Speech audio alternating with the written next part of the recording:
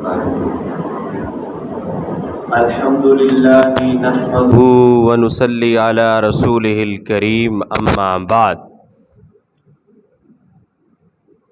عن صفوان بن سلیم رضی اللہ تعالی عنہ انہ قال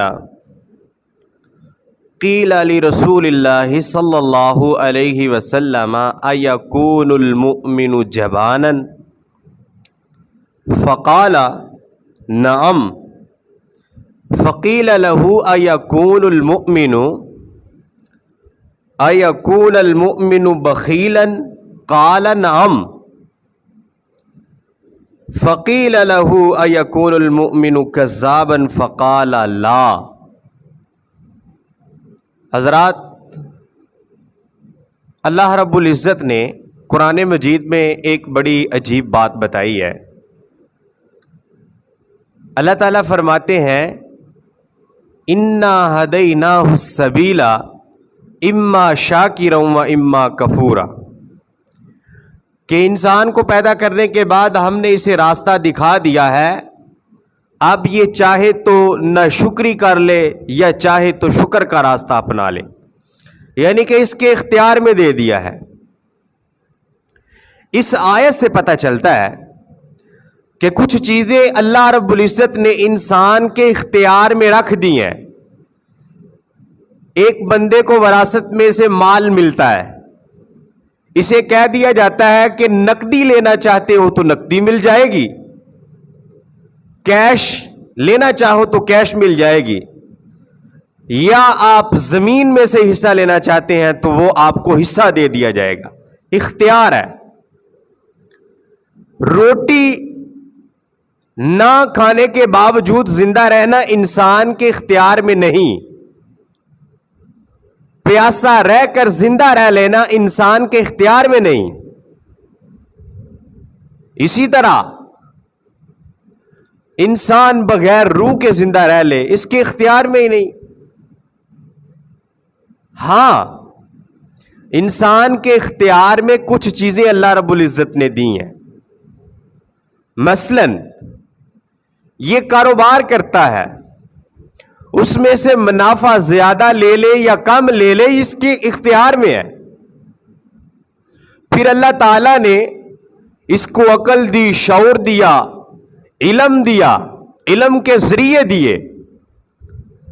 اب یہ ان ذرائع کے ذریعے سے، اپنی عقل و شعور کے ذریعے سے یہ اللہ تعالیٰ کی معرفت حاصل کر سکتا ہے، یہ نیکیاں کما سکتا ہے، شکر کا راستہ اپنا سکتا ہے۔ جو چیزیں اللہ رب العزت نے انسان کے اختیار میں نہیں رکھی، ان میں سے ایک چیز یہ ہے۔ سیدنا صفوان بن سلیم رضی اللہ تعالیٰ عنہ کہتے ہیں رسول پاک علیہ الصلوۃ والسلام سے پوچھا گیا، یا رسول اللہ ایکون المؤمن جبانا، کیا مسلمان بزدل ہو سکتا ہے؟ نبی علیہ الصلوۃ والسلام نے فرمایا فقال نعم، ہو سکتا ہے۔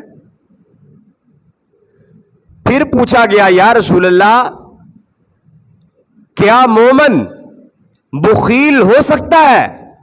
آپ نے فرمایا ہاں، یہ بزدلی، یہ بخیلی، یہ فطری عمل ہے، یہ انسان کی جبلت ہے، جو بچپن سے، جسے ہم کہتے ہیں جینیٹیکلی، خاندانی طور پر بزدل چلا آ رہا ہے، وہ تو جب بوڑھا ہو جائے گا پھر بھی بزدل رہے گا۔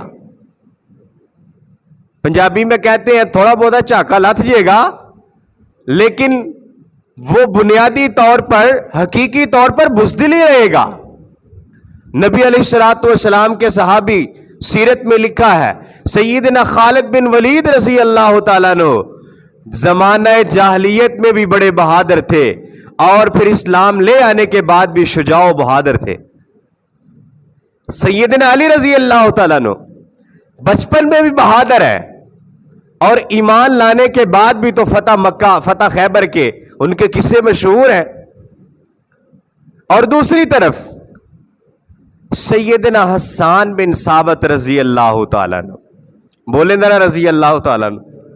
سیدنا حسان بن ثابت یہ زمانہ جاہلیت میں بھی، میں الفاظ بزدل نہیں استعمال کرتا، لیکن یہ ڈرپوک تھے، ان کی طبیعت ایسے تھی، ڈر جاتے تھے، اور ایمان لے آنے کے بعد بھی ایک بھی غزوے میں شریک نہیں ہوئے۔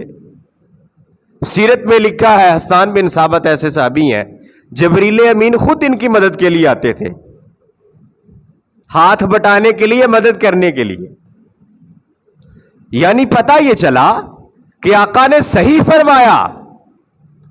دیکھو ایک نبی علیہ الصلوۃ والسلام کی روایت ہے بڑی پیاری، کہ انسان یہ معادن ہے، یہ ایک کان ہے، جس طرح سونے اور چاندی کی کانیں ہوتی ہیں، اس طرح انسان ایک کان ہے۔ پھر فرمایا تم میں سے جو زمانہ جاہلیت میں بہت اچھا تھا وہ اب اسلام لے آنے کے بعد بھی بہت اچھا ہے۔ یہ رسول اللہ صلی اللہ علیہ وسلم نے انسان کی جبلت کی بات کی ہے، فطرت کی بات کی ہے۔ دیکھیں نا کئی صحابہ تھے اور وہ بیان کرتے ہیں، مثلا جناب ابو بکر صدیق رضی اللہ تعالیٰ، جناب عثمان رضی اللہ تعالیٰ، ان کی سیرت میں آتا ہے زمانہ جاہلیت میں بھی کبھی شراب کو منہ نہیں لگایا تھا، ایک قطرہ تک بھی اپنے حلق سے نہیں اتارا، اور اسلام لے آنے کے بعد بھی پھر تو سوال بھی پیدا نہیں ہوتا۔ آقا نے فرمایا جو پہلے تم میں سے بہت اچھے تھے، سخی تھے، فیاض تھے، اللہ تعالیٰ کی عبادت کو پسند کرتے تھے، میڈیٹیشن میں جایا کرتے، مراقبے میں، اللہ تعالیٰ کے ذکر میں مشغول ہو جایا کرتے، جو نیکیوں کو پسند کرتے، وہ ایمان لانے کے بعد بھی ایسے ہی کرتے۔ اب پتہ یہ چلا یہ بزدلی یہ انسان کے اختیار میں نہیں، یہ بخیلی یہ فطرتن ہے، خاندانی طور پر انسان میں موجود ہے۔ اللہ تعالیٰ نے فرمایا فَمَن يُوقَ شُحَّ نَفْسِهِ، جو اپنی بخیلی سے بچا لیا گیا وہ کامیاب ہو گیا۔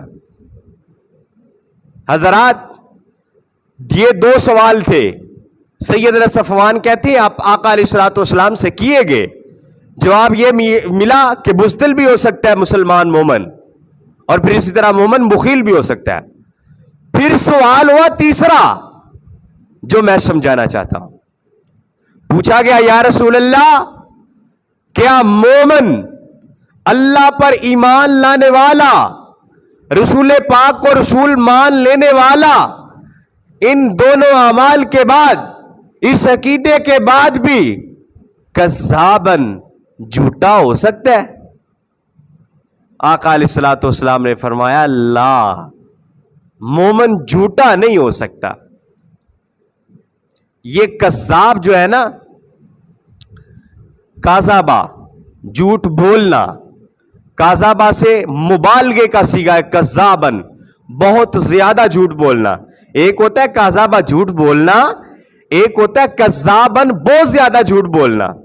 ایک انسان جھوٹ بولتا رہتا ہے، پھر اس کا ارادہ ہوتا ہے کل بھی جا کر جھوٹ بولوں گا، میرا فلاں سودا رہ گیا ہے، میں نے قسم اٹھا کے جھوٹ بول کے دھوکہ دے کر اس کو کسی نہ کسی طرح بیچ دینا ہے، نکال دینا ہے، اس کا ارادہ ہے، یہ جھوٹ پہ جھوٹ بولتا چلا جاتا ہے، اسے کذاب کہا جاتا ہے۔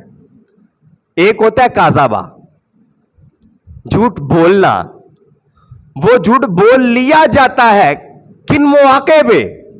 بندہ کسی کی صلح کروا رہا ہے، اس کو اجازت دے دی گئی ہے، ادھر بھی جھوٹ بولو ادھر بھی جھوٹ بولو، بول سکتے ہو، دو مسلمان گروہوں میں صلح کروا دو، لیکن کئی لوگ جھوٹ بول کر لڑائیاں کرواتے ہیں، فساد اور دنگا کرواتے ہیں۔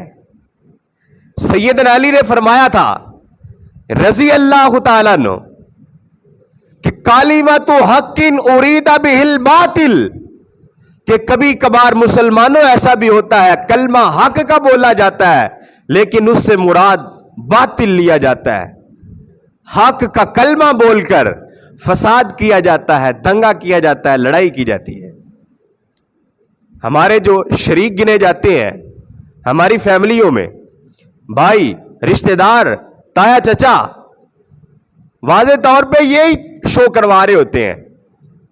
اسی تے بڑا ایدا ساتھ دے رہے ہیں جی, اسی تے بڑا ایدا بھلا کر رہے ہیں, ادھر بھی جھوٹ ادھر بھی جھوٹ, سب لوگوں کو بتا رہے ہم صلح کروا رہے ہیں, لیکن اندر کھاتے جڑے کاٹ رہے ہوتے ہیں, فساد کروا رہے ہوتے ہیں.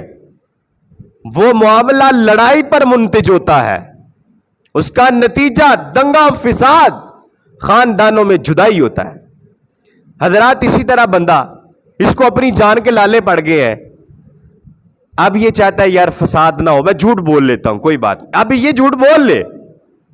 وہ سیدنا ابراہیم علیہ الصلوۃ والسلام جب اپنی بیوی کے ساتھ جا رہے تھے تو پھر کیا کہا کہ اے میری بیوی سیدہ سارہ علیہ الصلوۃ والسلام, جا کے اس ظالم کو کہنا, یہ مت کہہ دینا کہ میں اس کی بیوی ہوں, ورنہ یہ تیرے ساتھ برائی کرے گا, تجھے تنگ کرے گا, تو کہنا کہ میں اس کی بہن ہوں. سیدنا ابراہیم سے خود بھی جھوٹ بولا گیا, آپ نے بلوایا بھی, پیچھے وجہ کیا تھی, برائی سے بچ جاتے, جان کی امان ہو جاتی, جان بچ جاتی. یعنی کئی ایسے مواقع ہیں کہ جہاں پہ شریعت خود یہ اجازت دیتی ہے کہ آپ جھوٹ بول سکتے ہیں, کاذبہ, کبھی کبھار جسے جھوٹ کہتے ہیں. لیکن ایک بات, یہ جو سوال ہے یہ کاذبہ کے بارے میں نہیں ہے کہ کبھی مومن جھوٹ بول سکتا ہے, یہ نہیں.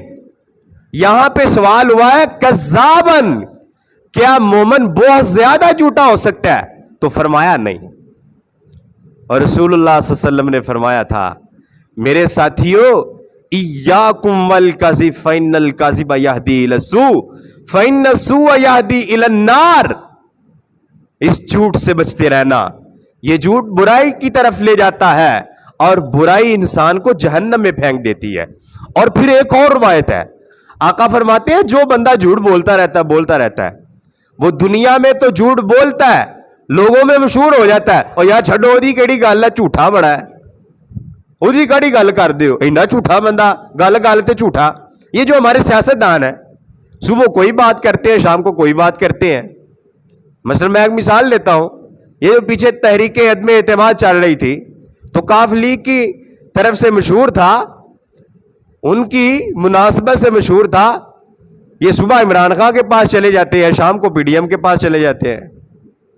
اور جب تک تحریک عدم اعتماد کامیاب نہیں ہوئی, ان کا یہی کھیل تھا, صبح کوئی بات, شام کو کوئی بات. اور اوورآل اپنے سیاستدانوں کو دیکھا جائے, انہوں نے ہماری عوام کو, انہوں نے ہماری نوجوان نسل کو سوائے جھوٹ کے کچھ نہیں سکھایا, اپنے ملک کو سوائے جھوٹ کے کچھ بھی نہیں دیا. کہاں سچ جو رسول اکرم صلی اللہ علیہ وآلہ وسلم کی ریاست مدینہ میں بولا جاتا تھا, اور کہاں یہ پاکستان لا الہ الا اللہ کے نام پہ بننے والا جھوٹ پہ جھوٹ, جھوٹ پہ جھوٹ, جھوٹو جھوٹ, 44 تے 45. یہ ہمارے معاشرے میں چل رہا ہے. آقا نے فرمایا ایک بندہ جھوٹ بولتا رہتا ہے, لوگوں میں تو یہ لکھ دیا جاتا ہے کہ یہ بندہ جھوٹا ہے, حتیٰ یکتب عند اللہ کذابا, یہ جھوٹ بولنے والا حتیٰ کہ ایک یہ وقت آتا ہے کہ اللہ کے ہاں بھی کذاب لکھا جاتا ہے. یہ بہت زیادہ جھوٹ بولنے والا ہے. اور جو اللہ کے ہاں کذاب لکھ دیا جائے, اس بندے کے پلے کیا رہے گا؟ ہم تو یہ چاہتے ہیں, اے اللہ صالحین میں شامل کرنا, اے اللہ شہداء میں شامل کرنا, اے اللہ فلانوں میں شامل کرنا, فلانوں میں. یہ ہماری دعا ہوتی ہے, لیکن اس کے ساتھ ساتھ ہمارے ہر معاملے میں جھوٹ ہوتا ہے, اور یہ جھوٹ چلتا رہے گا تو ہمارا نقصان ہوگا. اللہ ہمیں معاف فرمائے. سب سے بڑا جھوٹ یہ ہے, فمن ازلم ممن افترى علی اللہ کذبا, اس بندے سے بڑا کون ظالم ہے جو بندہ اللہ پہ جھوٹ باندھتے. مثلا ہم یہ کہتے ہیں کہ ایک مولوی صاحب ممبر پہ بیٹھے ہوئے ہیں, اللہ پہ جھوٹ کیسے ہوتا ہے یہ آپ غور سے سنیے گا.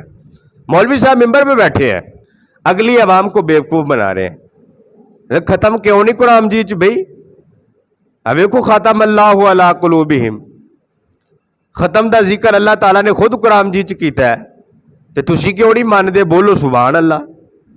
یہ اب جھوٹ بول رہا ہے ممبر پہ بیٹھ کے اللہ پر. اس نے ساری قرآن کی آیت نہیں پڑھی. ختم اللہ علی قلوبہم اتنی بھی پڑھ لیتے پھر بھی سمجھ آ جاتی ہے. اور بھائی یہاں پہ دلوں کی بات ہو رہی ہے, تیرے ختم کی بات نہیں ہو رہی, تیری دیگوں کی بات نہیں ہو رہی, تیرے پھلوں کی بات نہیں ہو رہی. یہاں پر بات ہو رہی ہے دلوں کی کہ اللہ نے ان کے دلوں پر مہر لگا دی ہے. اب یہ اللہ پر کتنا بڑا جھوٹ ہے. پھر اسی طرح نبی علیہ الصلوۃ والسلام پر جھوٹ ہے. آقا نے فرمایا من کذب علی متعمدا فلیتبوا مقعدہ من النار. جس نے میں محمد پہ جھوٹ باندھا, جھوٹ باندھنے کا مطلب یہ ہے جس نے میں محمد کی ذات کے ساتھ جھوٹ منسوب کیا وہ اپنا ٹھکانہ جہنم میں بنا لے, وہ سیدھا جہنم میں جائے گا. اس مولوی کو پتہ ہی نہیں ہے مسئلے کا, کہہ دیتا ہے نبی نے فرمایا, نبی نے کیا ہے, کرو کرو. حضرات یہ دو سب سے بڑے جھوٹ ہیں. ان کو بولنے والا, ان کے کرنے والا نجات بہت مشکل ہے. پھر ہمارے معاشرے میں جھوٹی گواہی ہوتی ہے, تہمت ہوتا ہے, بہتان ہوتا ہے, اسی طرح لڑائی کروانے کے لیے جھوٹ ہے. یہ سارے کے سارے جھوٹ قابل جرم ہے, ناقابل معافی ہیں اللہ تعالیٰ کی ذات کے ہاں. اللہ تعالیٰ سے دعا ہے اللہ ہم سب کو جھوٹ سے محفوظ فرما, جھوٹ جیسی بری عادت سے ہمیں محفوظ فرما. وآخر دعوانا الحمدللہ رب العالمین.